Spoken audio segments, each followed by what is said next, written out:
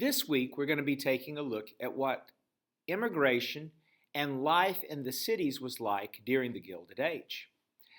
So, first of all, America has always been, from its beginnings, a nation of immigrants.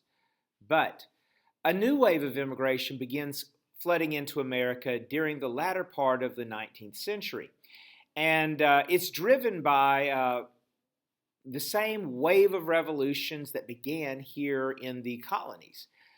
As the revolution spreads to France and then from France across Europe, we see a number of revolutionary movements challenging the power of the old kings, and we see countries reshaping and empires falling and rising. And as all this goes on throughout Central and Southern and Eastern Europe, a lot of people were driven to flee Europe because of the wars, because of being forced into the army, and even the types of persecution that were going on, both cultural, ethnic, and religious persecution. So a lot of people were pushed to leave Europe to start a new life somewhere else, and the United States offered opportunity.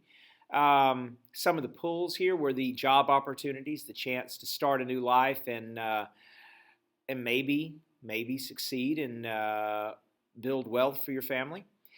There was also already here in America, as time goes on, some people had family that were here in America writing about the opportunities and the jobs that were here, and so people would come and join their families. And there was this promise of freedom.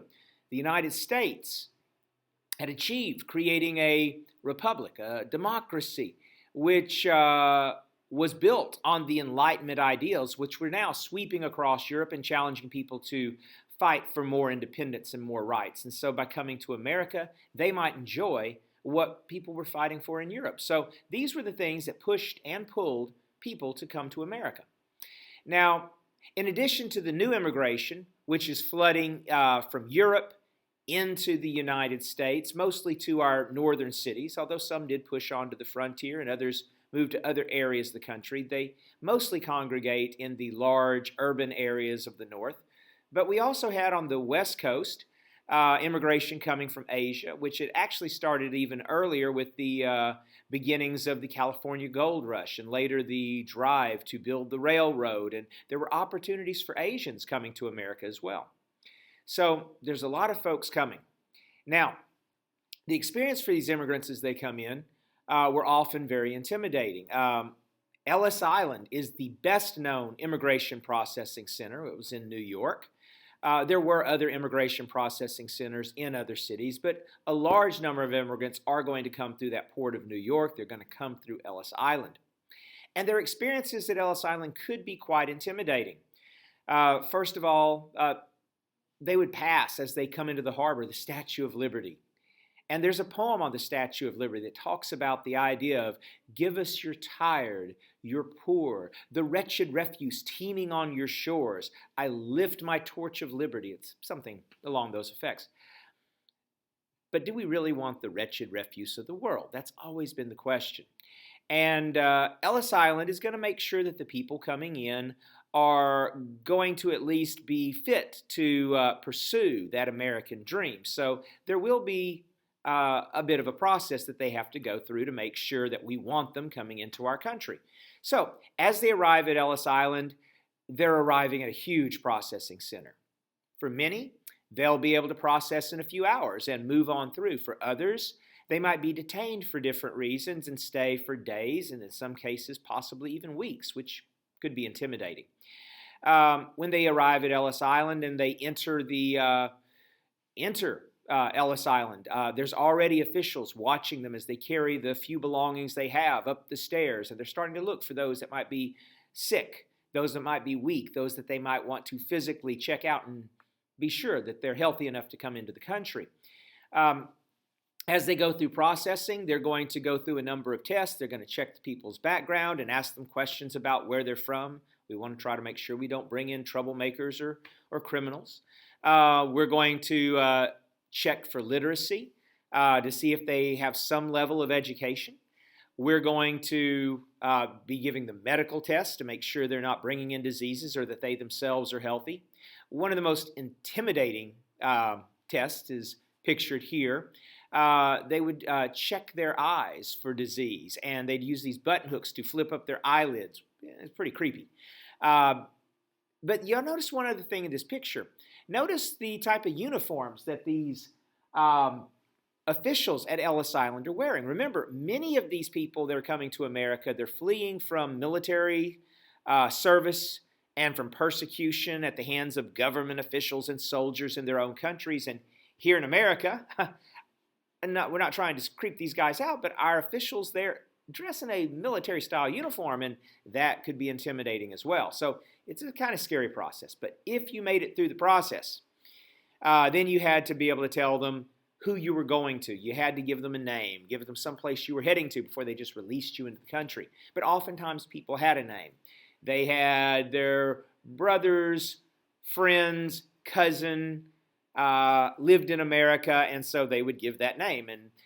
And so as they headed into the cities, they generally tended to head to the parts of the cities where others from their homeland had settled. And so here in the cities, people are going to live in ethnic communities. Now, down south, we had segregation by law. Up north, if you go to the big cities in the north, you can still see the remains of these ethnic communities where here's the Little Italy where the Italian community settled. Here's a little area where the Jewish community settled. Here's where the Polish community settled. And they would settle in these ethnic communities not because they were forced to, but because, well, let's say an Italian moves in and he doesn't speak a lot of English. The other people in this part of the community, they speak Italian. He wants food like at home, and they have food like at home. They're going to be more likely, they're going to have religious services similar to what they had back home that they can attend. They're going to have be people that are going to be more willing to kind of help you find your way and fit in. So people would naturally settle with others from their own homelands, kind of creating a segregated society in the north. Now, the communities that they live in often are going to be what we'd call slums. If they're poor and they're coming in and they don't make a lot of money in the factories, then they can't afford very good housing. And so they might be crowded into these large tenement buildings. One large room, maybe two if you're lucky, for a whole family, meaning mom, dad, all the kids, and the aunt and uncle and their kids, and grandma and grandpa, all fitting into one apartment with no running water, with no facilities. Those would be out in the alleyway. And, of course, no safety measures. There's no safety rules in the factories or in these tenement buildings, and so the conditions could be pretty filthy, could be pretty dangerous, but it was something they could afford. And so then they'd get a job, and fortunately there were lots of jobs as America's industrializing, and so people would get jobs in the factories. But many of these immigrants are going to be just simply doing unskilled labor, so the wages are very low. They're going to be working long, long hours, oftentimes 6 days a week. And the conditions in the factories, like you see this picture of this little girl here. You may not be able to see it too clearly, but she's a little girl. One, child labor. That's going to be an issue. You're going to have child labor. And this little girl's wearing no shoes, and she's wearing a loose-fitting dress, and she's walking among these big machines with all kinds of moving parts that could snatch the edge of her dress and yank her into the machine and grind her up. But the factory doesn't care about that because she's cheap labor, and if she gets ground up, they'll give the parents a few dollars to bury her and expect them at work the following day. There's no penalties for how dangerous these factories are, no liability. So no workers' comp. So the factories often were dangerous, crowded, scary places to be with little pay. But oftentimes, father and mother would have to work in the factory to make enough to survive. And they don't have daycare unless they're lucky enough to have grandma and grandpa at home. And so the answer is often bring the kids to work and put them to work. Get them to make some salary too. And so the conditions in the factories were rough places initially. Now, as labor begins to organize, we're going to start to see a little bit better conditions for workers, but it's not going to be easy. Labor unions are not something that businesses want to see created. those that believe in capitalism in its purest form think labor unions are a danger, that they're going to move us towards socialism and communism. Those are the kind of things they label labor unions to try to discourage people from joining them. But the labor movement actually gives an opportunity to the workers. One worker complaining about his salary, that's not going to work. And if you walk out of the job, they could care less because there's a whole line of immigrants waiting to take your spot. But if you organize and you all walk out together, then you can put enough pressure, maybe can put enough pressure on the boss, on the business, to give you better conditions or better wages. So we start to see labor unions forming here in America. The first great strike to stretch across the country was the Great Railroad Strike of 1877. And although it did not fully achieve all of its goals, it kind of sent the signal that if labor organizes, you can get attention. And eventually it did help improve the conditions a little for railroad workers. The Knights of Labor is one of the first true labor unions which really unites workers of various different industries across the nation. And as we start to see national leaders organizing groups of laborers, you're going to have more professional people working for the laborers, people who are lawyers, people who are experts coming in to negotiate for them. And we're going to see the labor movement start to get a little bit better conditions.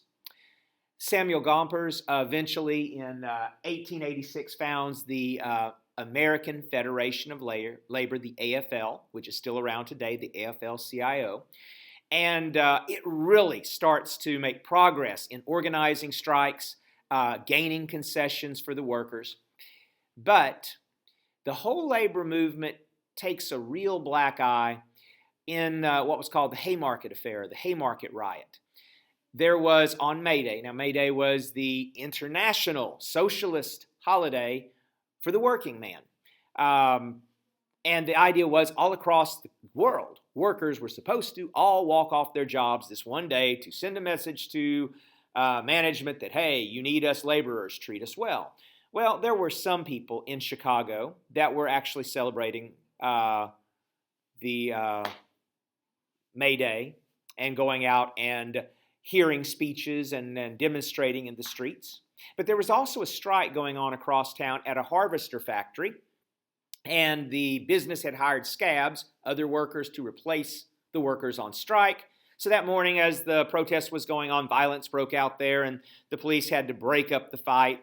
And some of the disgruntled workers from this place then show up downtown where the speeches are being held, and there's a crowd gathering. And all day this crowd is building. And as evening is coming, and the authorities have been watching this, and they want these people to go home. It's getting late, so the police close in and try to get these people to head home.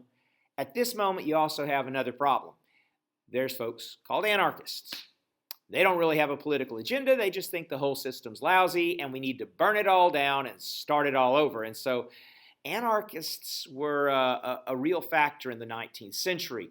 Over in Europe, they were assassinating leaders, exploding places, getting attention, really trying to just mess with the whole system. And historians believe it was an anarchist that in the midst of all this mess, they threw a bomb and blew up some of the policemen, which then caused the police to then react and attack the crowd, and violence broke out. And this Haymarket riot ended up, because it was tied to the labor movement, folks could point to it, big businesses could point to it and say, see, the labor movement, they're un-American, they're trying to tear down the system, they're trying to ruin capitalism. And so it really set organized labor back significantly after this event. But over time, organized labor continues, grows, and eventually is going to become a major factor in improving the conditions of working class Americans. Now, in the cities themselves, cities are growing. These big cities are now expanding and getting bigger and bigger with more immigrants coming in. And you've got the industrial districts, and people live in one region of town and need to move across town to the other side. So we're seeing all kinds of modern new conveniences. You're seeing trains and trolley cars, subways built. We're starting to see high-rise buildings built with steel, and we're seeing the tenement buildings. And the cities are growing. And of course, some people are leaving those cities and moving out away from the squalor to the suburban areas, the suburbs. And it's usually people that are not super rich, but people who are what we'd call today white-collar workers, people who have well-paying management jobs or professional jobs that work in the city, but they live outside of the city in nice little neighborhoods. You're starting to see that happen. Now, electricity is becoming the main power source, and if you live in a part of town, you want electricity. If you live in a part of town, you want sanitation, you want garbage pickup, and you want a fire department to protect you. And so to get these services, you're going to need politicians who will fight for you and get these services in your community. And the problem is at this time, as was the problem across the board, there was a lot of corruption in politics, and especially in a lot of the big cities. Some cities it was a Democratic machine, and some cities it was a Republican machine, depending on where you were. But these political machines, as they were called, had politicians who kind of had a lot of power. They were entrenched, and they ran the show. And if you wanted something, you cooperated. You played ball with them. If you wanted to get elected, you had to be part of their group. And so the most famous of these political machines was run by Boss Tweed in New York City. He himself didn't even hold the positions. He just ran the show, and he kind of handpicked. This is the guy that we're going to run for mayor. This is the guy we're going to run for councilman. This is the guy we're going to elect to Congress and send off to represent us in Washington. And he was able to call the shots. And they were able to put pressure on different communities to vote for them. So like if you're the little Italian community again and you want sanitation, they say, vote for our candidate and we'll get you sanitation. But when they count the votes, if they see your community didn't vote for their guy, they're not only going to cut your make sure you don't get sanitation, but they might, cut your water supply or your garbage pickup or your fire department. So you had to play ball with these guys. So there was a lot of corruption. But on another note, it kind of, to some degree, sort of worked, because if you did play ball, if you did vote for these candidates, then that might get your community what you wanted. So it's a corrupt system, but it worked for some people.